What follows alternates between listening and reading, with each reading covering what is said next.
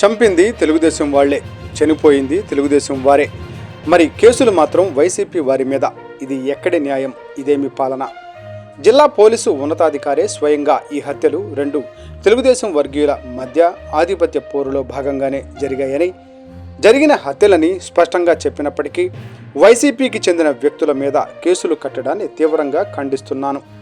మాజీ శాసనసభ్యులు డాక్టర్ గోపిరెడ్డి శ్రీనివాసరెడ్డి 2 రోజుల క్రితం మాచర్ల నియోజకవర్గం వెల్దుర్తి మండలం ముళ్లపాడు గ్రామంలో ఇరువురు టీడీపీ కార్యకర్తలు దేవిశెట్టి వెంకటేశ్వర్లు మరియు దేవిశెట్టి కోటేశ్వరరావు బైక్ మీద వెళుతూ ఉండగా వెనక నుంచి జేబిఆర్ అనే అక్షరములతో ఉన్న సుమో వాహనంతో గుద్ది వారు చనిపోయారో లేదో అని వెనక్కు వచ్చి రాళ్లతో కత్తులతో హతమార్చిన ఘటన అందరికీ తెలిసిందేనని, చంపిన వారి పేర్లు A1 దేవిశెట్టి శ్రీనివాసరావు, A2 తోట వెంకట్రామయ్య అనే వ్యక్తులని, వీరు కూడా టీడీపీ వారేనని జిల్లా ఎస్పీ గారే స్వయంగా స్పాట్కు వెళ్లి కొన్ని గంటల్లోనే అక్కడి నుంచే ఓ వీడియోను మీడియాకు రిలీజ్ చేయడం జరిగింది.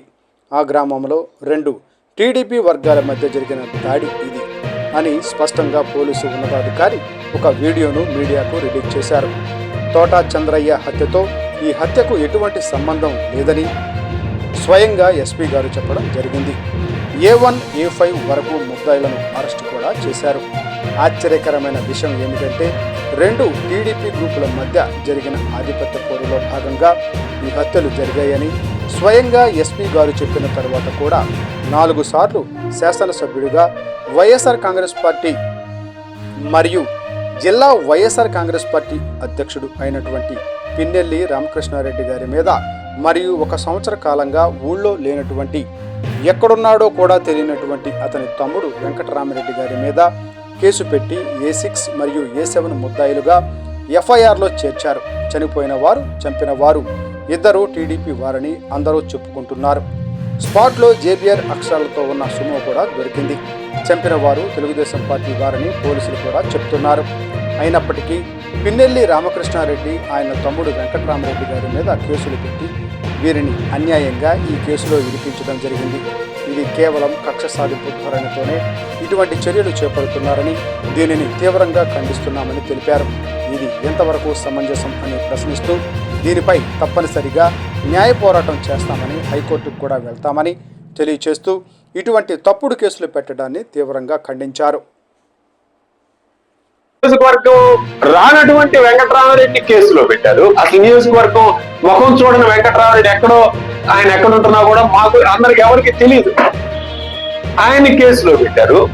రామకృష్ణారెడ్డి గారు ఎటువంటి మరి మొన్న పలు శుభకార్యాలకు కూడా అటెండ్ అయ్యాడు ఆ రోజు. మరి ఆయన్ని కేసులో ఇరికించే కార్యక్రమం చేయడం చాలా దారుణమైన అంశం. ఒక కక్ష సాధింపు ధోరణిలో ఈ కూటమి ప్రభుత్వం వెళుతున్న ధోరణిని తీవ్రంగా ఖండిస్తున్నాం. ఎందుకంటే ఒక్కసారి గతంలో గెలిచోండి, తోట చంద్రయ్య చనిపోయినప్పుడు పాడి మోసి నానా హంగామా చేశాడు చంద్రబాబు నాయుడు. అదే గ్రామంలో మళ్ళీ ఈరోజు హత్యలు జరిగాయి, 2 హత్యలు. ఎవరో తెలుగుదేశం పార్టీ వాళ్ళు.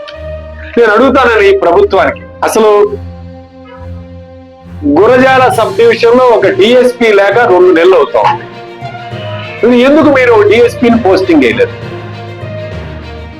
ఒక డిఎస్పీ స్థాయి ఉన్నట్టయితే నిజంగా హత్యలు జరిగి ఉండే కావేమో అని చెప్పి ఈరోజు నేను మాట్లాడుతూ, ఒక డిఎస్పీ స్థాయి డిఎస్పీ హోదాని ఖాళీగా ఉంచిన మాట వాస్తవా కాదా?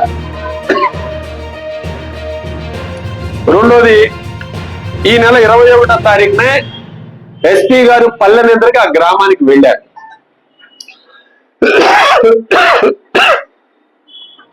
ఆ గ్రామానికి పల్లెనిద్రకి వెళ్ళి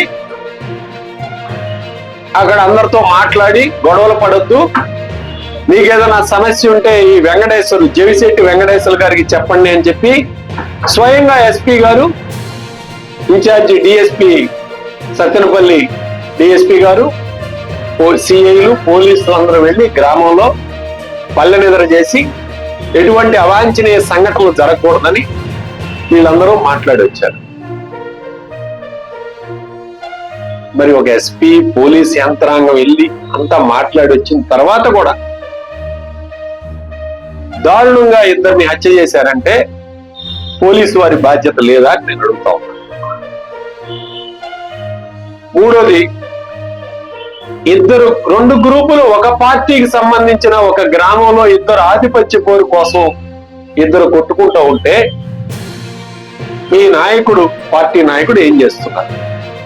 ఇది కనీసం వాళ్ళని కూర్చోబెట్టి మాట్లాడి, అంతకుముందు ఎందుకంటే ఒక నెల రోజుల క్రితమే అనుకుంటా ఫ్లెక్సీల విషయంలో ఒకరిని కొట్టారు అక్కడ ఆ గ్రామంలో, ఒక వ్యక్తిని.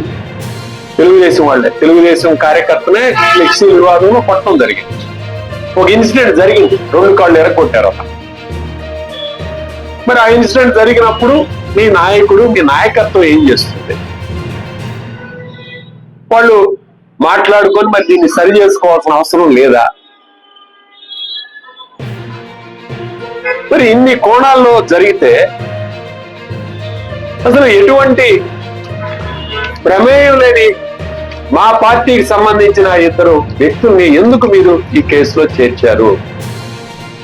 చాలా దారుణంగా, తీవ్రంగా ఖండిస్తున్నాయి. రాష్ట్రం అంతా కూడా ఇదే జరుగుతాం. అన్యాయంగా ఒక 302 కేసు సెక్షన్ పెట్టి ఇవాళ పిన్నెల్లి రామకృష్ణారెడ్డి గారిని 4 సార్లు సభకి ఎన్నికైన వ్యక్తిని, మాజీ విప్ గారిని, అట్లానే వాళ్ళ తమ్ముడు వెంకట్రామరెడ్డి గారు దాదాపు సంవత్సరం నుంచి కనీసం అతను మాచర్లకు కూడా రాలేదు, నియోజకవర్గంలోకి ఎంటర్ కూడా కాదు. మళ్ళీ వీళ్లే చంపారని A1 to A5 ఈ చనిపోయిన వ్యక్తి వాళ్ళ బావమరిది స్వయంగా ప్రత్యక్ష సాక్షి స్పాట్కి వెళ్ళి చెప్పడం జరిగింది. ఇంత దారుణంగా కేసులు పెట్టి భయపెట్టాలి అని చెప్పి కార్యక్రమాన్ని తీవ్రంగా ఖండిస్తున్నాం. ఖచ్చితంగా న్యాయ పోరాటం చేస్తాం. కానీ పోలీసు అధికారులు కూడా ఈరోజు ఆలోచించుకోవాల్సిన పరిస్థితి ఉంది. ఖచ్చితంగా మీ ఎస్పీ గారు మరి ఎవరు ఒత్తిడితో వీళ్ళ పేర్లు చేర్చారు? ఆయనే స్వయంగా స్టేట్మెంట్ ఇచ్చాడు. ఇచ్చిన తర్వాత మళ్ళీ ఆయన ఈ పేరును కూడా ఈ యొక్క FIR లో చేర్చిన సందర్భం ఈరోజు కనపడుతోంది. మరి ఎవరు ఒత్తిడి మేరకు వీళ్ళని పెట్టారు కేసులో? ఎందుకు పెట్టారు? ఇట్లా కేసుల్లో ఈ విధంగా మర్డర్ కేసుల్లో పేర్లు పెట్టి మరి ఇబ్బంది పెట్టే కార్యక్రమాన్ని తీవ్రంగా ఖండిస్తూ ఖచ్చితంగా న్యాయ పోరాటానికి సిద్ధమవుతున్నాం తెలియజేస్తూ, మరి దీనికి హైకోర్టుకు కూడా వెళ్ళడం జరుగుతూ ఉంది. ఖచ్చితంగా దీని మీద న్యాయ పోరాటం చేస్తామని చెప్పి ఈ సందర్భంగా తెలియజేస్తూ